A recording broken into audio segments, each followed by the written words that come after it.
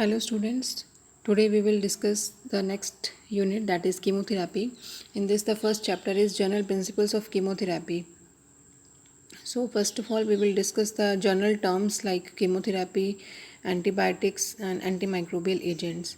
So first of all, what is chemotherapy? Chemotherapy is the treatment of systemic infections with specific drugs that selectively suppress the infecting microorganism without affecting the host. This means that infections जो micro organism से infections होते हैं उनको ऐसी drugs से, ऐसे compound से treat करना, ऐसे स्पेसिफिक ड्रग से ट्रीट करना जो सिर्फ माइक्रो ऑर्गेनिज्म को किल करती हैं और ह्यूमन बॉडी को अफेक्ट नहीं करती या होस्ट को अफेक्ट नहीं करती हैं. Then second is antibiotics. These are the substances which are produced by microorganisms and which selectively suppress the growth of or the kill microorganism at very low concentrations. ऐसे substances जो microorganism से ही produce होते हैं और microorganism को ही kill करने के काम आते हैं, उन्हीं को हम antibiotics बोलते हैं. Then next is antimicrobial agents. Antimicrobial agents is the more appropriate term for in place of antibiotics, because these include synthetic as well as naturally obtained drugs that are used to stop the growth of the microorganism. So these days, instead of antibiotics, the term used is antimicrobial agents. Now we will discuss different classifications of antimicrobial agents. So the first classification, which is based on the type of organism against which it works. So the first class is antibacterial drugs. Example: penicillins, erythromycin and aminoglycosides. Second class is antifungal drugs, means which these are the drugs which act against the fungal infections like cresofulvin, amphotericin B, ketoconazole, etc. And third are the antiviral drugs which act against the viral infections. Example: acyclovir, amantadine, zidovudine. And fourth class is antiprotozoal drugs which act against the protozoal infections like chloroquine, pyrimethamine, metronidazole and diloxanide, etc. And the last class is anthelmintic drugs which act against the worm infections. Example: mebendazole, niclosamide, albendazole and ivermectin. So this is the first classification. Then the second classification, that is based on the spectrum of activity of the antimicrobial agent. So according to the spectrum of activity, the antimicrobial agent may be of two types, that is narrow spectrum and broad spectrum. In narrow spectrum, the examples are penicillin G, streptomycin and erythromycin. And in the broad spectrum, the examples are tetracycline and chloramphenicol.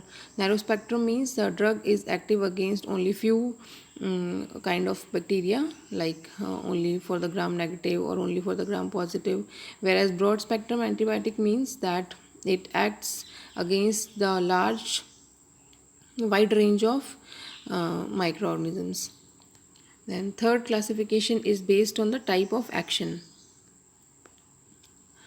Type of action means whether it is bacteriostatic or bactericidal. So the first class is the drugs which are primarily bacteriostatic. Bacteriostatic means which only stops the growth of the bacteria. And here the examples include sulfonamides, tetracyclines, chloramphenicol, erythromycin, ethambutol and clindamycin. And the second class is the drugs which are primarily bactericidal, that means which kill the bacteria. Cidal means killing.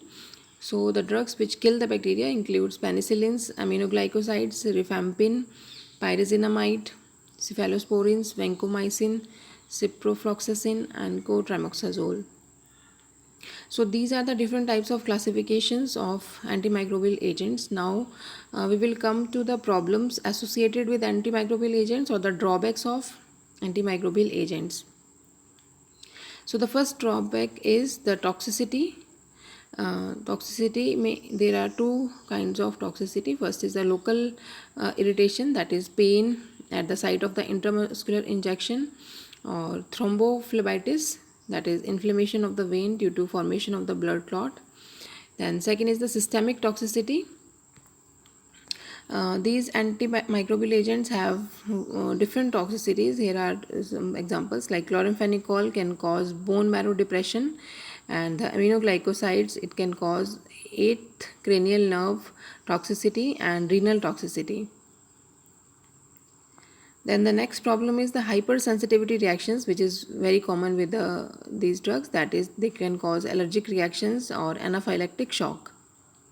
Then third is the nutritional deficiencies.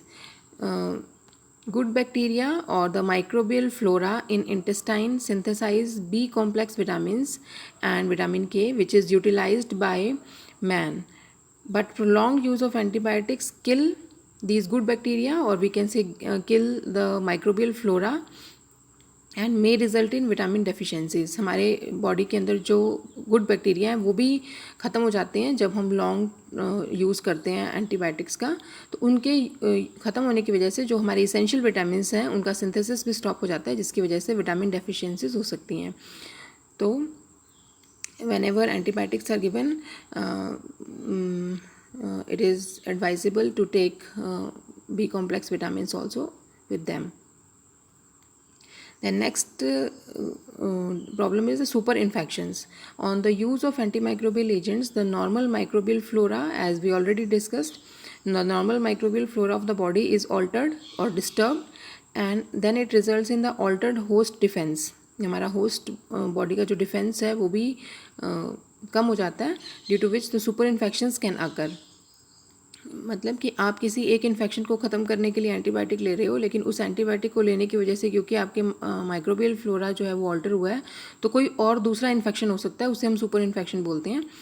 इसका example है Candida albicans infection. Then the last problem is the drug resistance, which is very very common with the use of antimicrobial agents. कि drug resistance हो जाती है. It means drug resistance means the unresponsiveness of the microorganism to an antimicrobial agent. Now this resistance may be of two types: natural resistance and acquired resistance. First is the natural resistance, that some microorganisms are always resistant to antimicrobial agent, or we can say they are naturally resistant to antimicrobial agents because they lack the metabolic process or the target site which is affected by the particular drug. For example, gram-negative bacilli are unaffected by penicillin G. This is natural resistance, means they are naturally resistant to gram-negative bacilli are naturally resistant to penicillin G. And second type of resistance is acquired resistance. It is the development of resistance by an organism due to prolonged use of antimicrobial agent.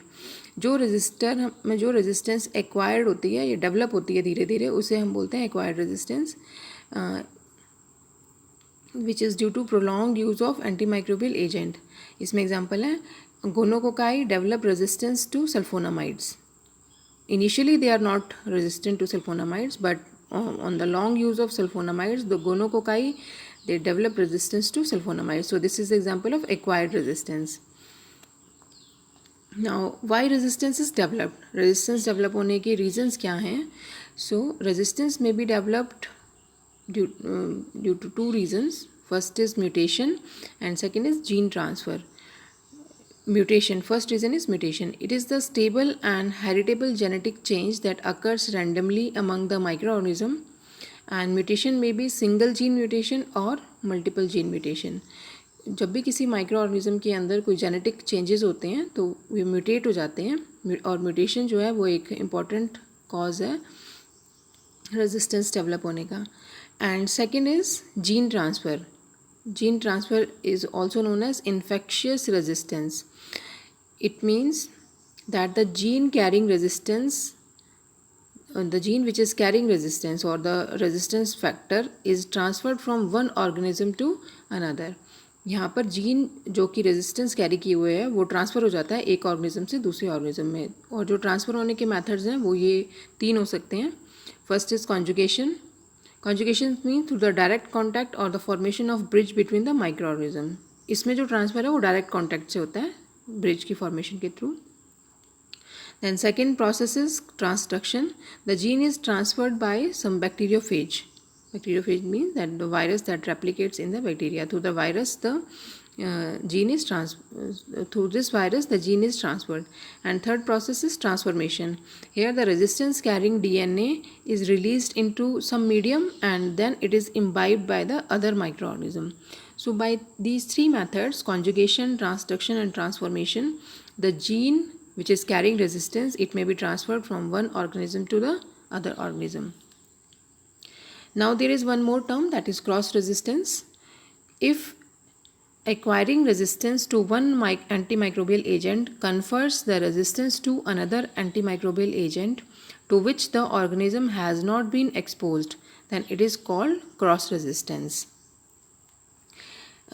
इसका मतलब है कि अगर एक किसी class के एक antimicrobial agent के लिए किसी माइक्रो ऑर्गेनिज्म में रेजिस्टेंस डेवलप की है तो उस क्लास के बाकी ड्रग्स के लिए भी अपने आप ही रेजिस्टेंट हो जाएगा वो माइक्रो ऑर्गेनिज्म. इसे हम बोलते हैं cross resistance. For example, resistance to one sulphonamide means resistance to all other sulphonamides. Now this is because this is the major problem with antimicrobial agents. जो resistance है वही सबसे ज़्यादा important point है.